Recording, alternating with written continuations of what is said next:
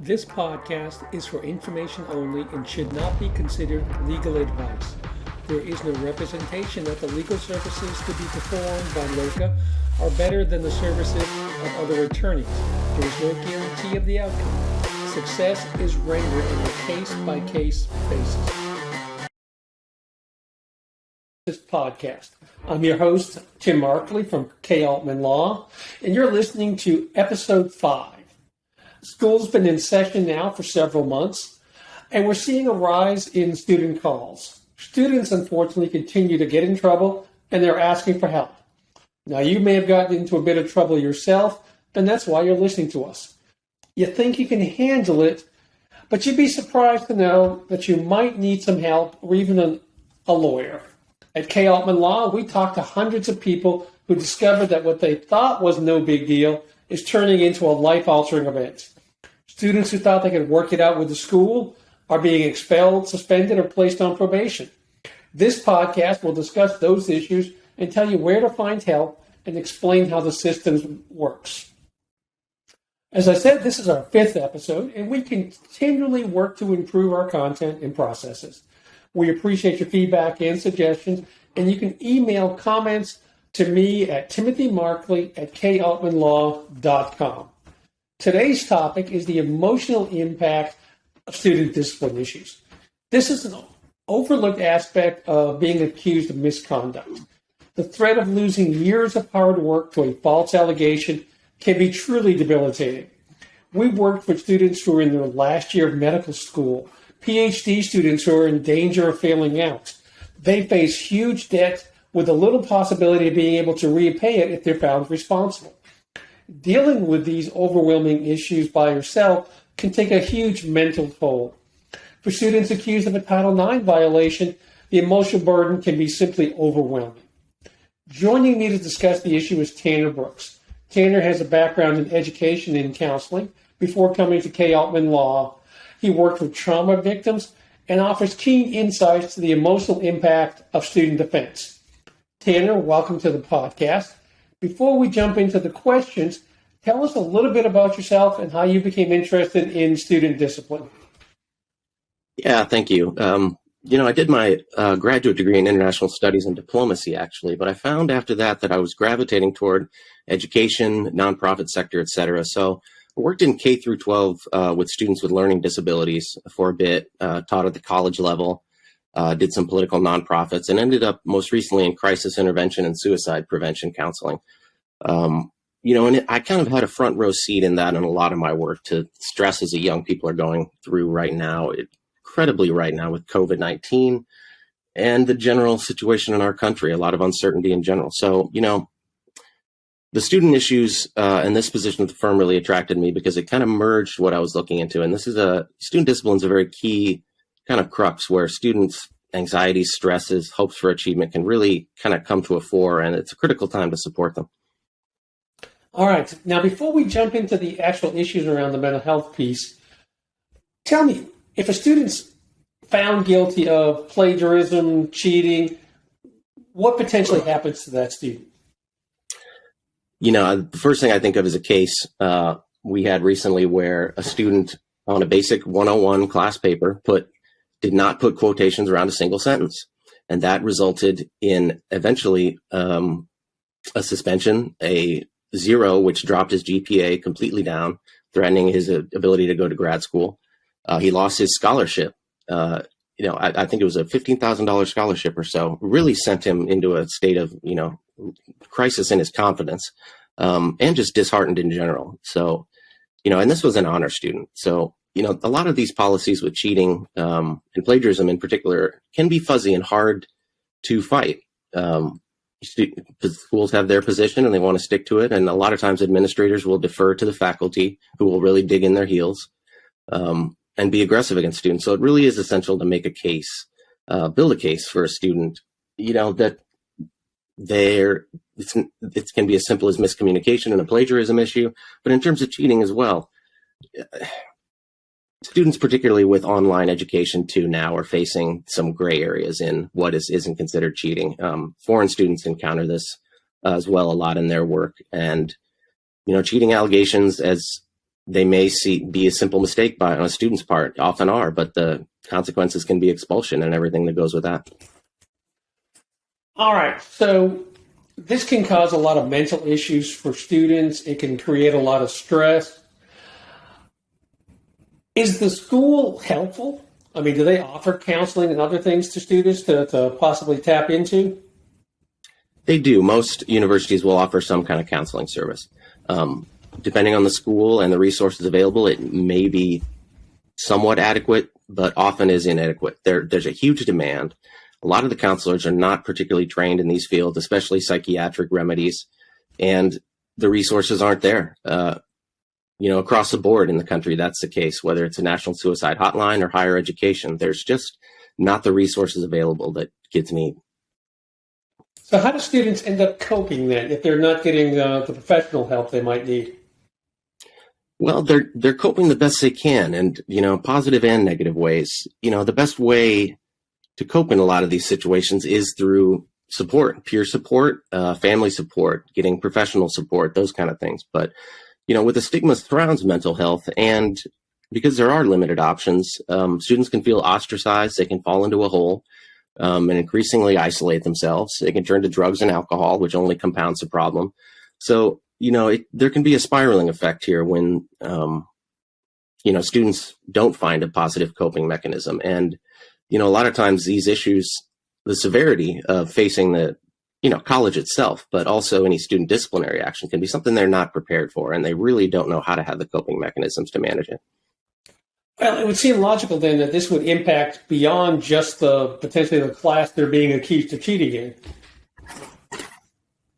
Yeah, absolutely. We see clients all the time that have, whether they have pre-existing mental health issues or whether this just creates a new issue. People aren't prepared to face it, and it can be daunting. And having an advocate, someone supports you, someone to share, communicate with, and let you know where you're at. Even just basic listening can be essential. And unfortunately, students have a certain amount of shame when there are disciplinary issues or academic issues, and they don't necessarily want to share that with other people. So it can lead to the isolation that, it kind of exacerbates issues. So how does working with an attorney or an advisor help them? There's so much confusion in this process. A lot of students will come to us and they're very upset. They're very confused. What are they facing? They don't know what they're getting into. There's a real palpable fear. And that's not necessarily surprising because a lot of these college policies can be pretty opaque and vague about what exactly the students are facing. So that can trigger things. They need, like in any difficult situation, especially young people, need a guide and an advocate, someone that can stand shoulder to shoulder with them and help them through the process. And not only to create the best possible outcomes for them, although that's essential, but there's a capability that needs to be maintained in a student because they can really start to doubt themselves. Question their abilities, question whether they even have a right to be in school with certain charges. So keeping them, centered is essential. And I think working with another person, having any source of support is going to be a real advantage in that situation. Can you give me some examples of students that you've dealt with without going into specifics of how they were impacted by this process? Yeah. We've had cases that involve situations such as, students in K through 12 who get into physical fights.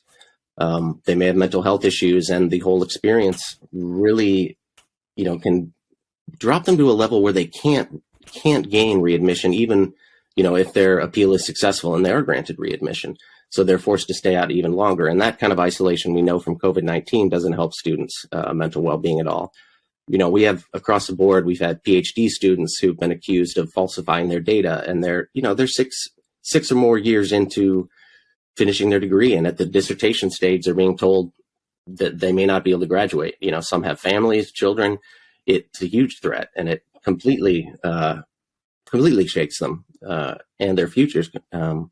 We've also had situations where students come to us and they have, whether it's ADHD to, borderline personality disorder, they're going to be challenged in that situation. There are going to be stressors that bring that up. And we've had situations in cases where the student's been so upset by the situation, they really can't represent themselves and advocate for themselves effectively.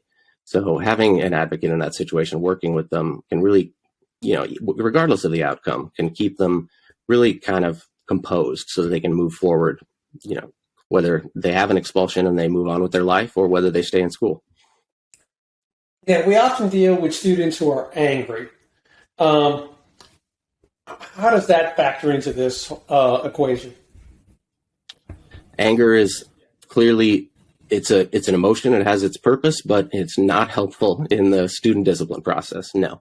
In most of those situations, the anger is a manifestation of the frustration they're feeling and the injustice they're feeling about the accusations against them, many times because they are misplaced and they feel like they're not listened to. And the bureaucracies at a lot of schools can be very unyielding and not interested in listening to the individual factors in any student's case. So mitigating that anger in our work is essential. And we do work with our clients here, trying to make sure that they understand that the emotions are valid, but they're not productive when applied to appealing or fighting for them, through the process. And some students, they want to just deny this didn't happen, and they ignore the disciplinary charge. What's the consequences of doing that? Usually the consequences are not good. Some students will compound that issue with ignoring a disability issue or a mental health issue that will continue to present problems. But, ignoring the situation, as we know, will not make it go away. That will only lead to getting a piece of paper down the road that says you've been expelled, suspended, you're maybe on probation. And, if you ignore the process, you're not leaving yourself many options when the process is done. If you're involved, if you understand, if you make your case, if you have someone working with you, not only does that give you a sense of composure and kind of agency throughout the process that gives you a sense of confidence or gives these students some confidence in that situation, but you're looking at, without participation in that process, you have no buy-in, you have no influence. And the truth is that these processes can be influenced. There's no set outcome for student discipline hearings or adjudication. You can have a large effect. A student can, and working with an advocate can have a large effect on what kind of outcome they get. And even if they're found guilty of something, the sanctions can be relative. And getting a decrease in that can be really helpful for their future. Okay, so now you're not an attorney, but you work within a team that has attorneys. So what's really your role in helping helping our clients or students? Yeah, well, considering my background, I bring that kind of a broad swath of education experience. So I can both get inside a student's shoes, understanding things from their level, but also come from the other side, the administrative side and the teaching side. See what perspectives are there. We can use just basic critical thinking too, to try to break down an issue, work with the student, come up with their best defense. And, student discipline it's not a case law. It's not a criminal law issue. It's its own kind of animal. And it is a quasi-legal space where arguments, influence, regulations matter. But so does making personal appeals and representing a student and, demonstrating what they're going through and, really telling their story.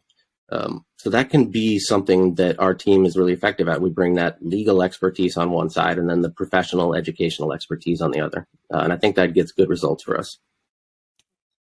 So I'm a parent or a friend, and I know they're in trouble.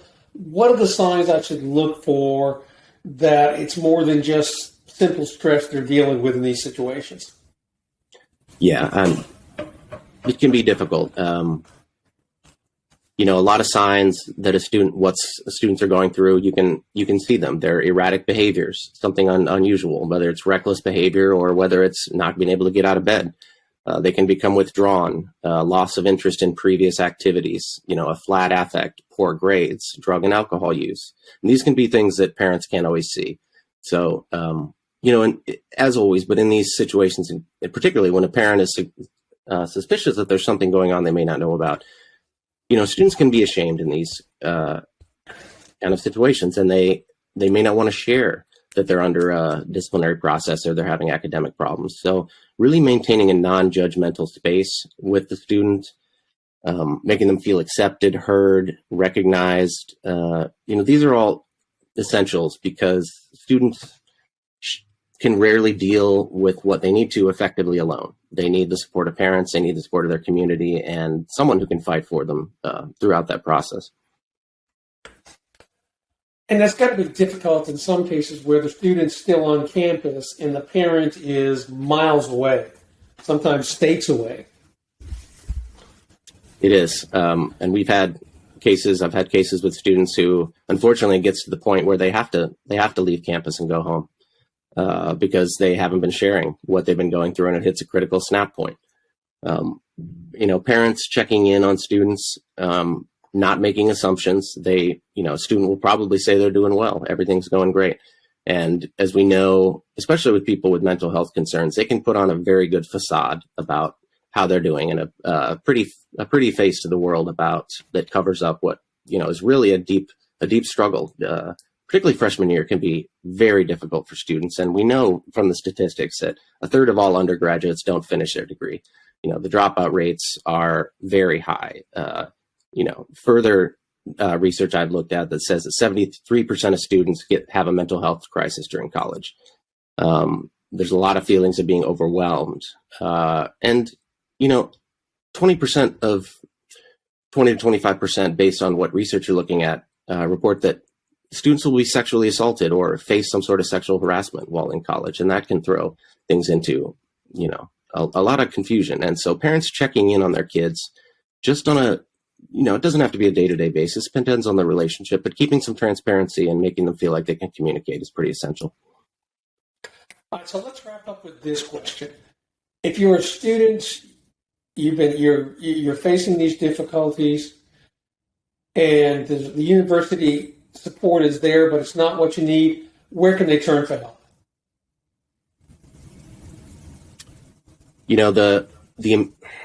We're all not always as lucky with our friends as others, but peer support is critical. K through 12, things have gotten so bad in a mental health sense that there are suicide prevention peer support groups where you can find help through those kind of people and other kids that have been through it. It's student-led, et cetera. I think there are those on college campuses as well. Of course, looking to family, if that's a possibility. Professional supports, a lot of areas have teaching hospitals. They also have free counseling clinics that can be looked into, whether they have insurance or not. The school may have counseling services like we talked about. If it's really reached a critical level, then calling a crisis line or a suicide prevention line can be very, essential to walk a situation back when it has reached a point where a student feels like they've lost their coping mechanisms.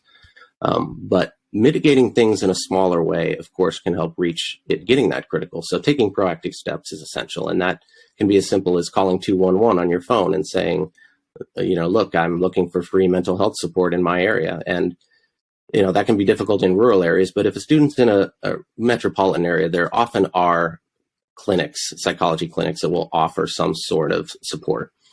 And those can refer you to potentially doctors that may be able to help as well. So support is out there. It can be tricky to track down, and you have to be proactive. It's not going to find a person.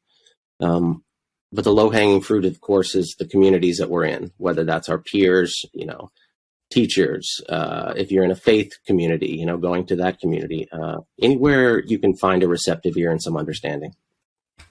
All right. Tanner, thank you. And to anyone listening to this podcast, going through a student discipline issue can be a tough process. Reach out to those folks around you. So, Tanner, thank you for being with us. We look forward to bringing you back to discuss other issues in the student defense realm. And finally, if you get in trouble, you should seek professional advice. The school or the university has complex rules, policies, and procedures to govern the process. They have a legal staff to advise them. You should as well. Thank you for listening to the Legally Blind Justice podcast. If you have a legal question, give us a call at 1-888-984-1341, or check us out on the web at kaltmanlaw.com.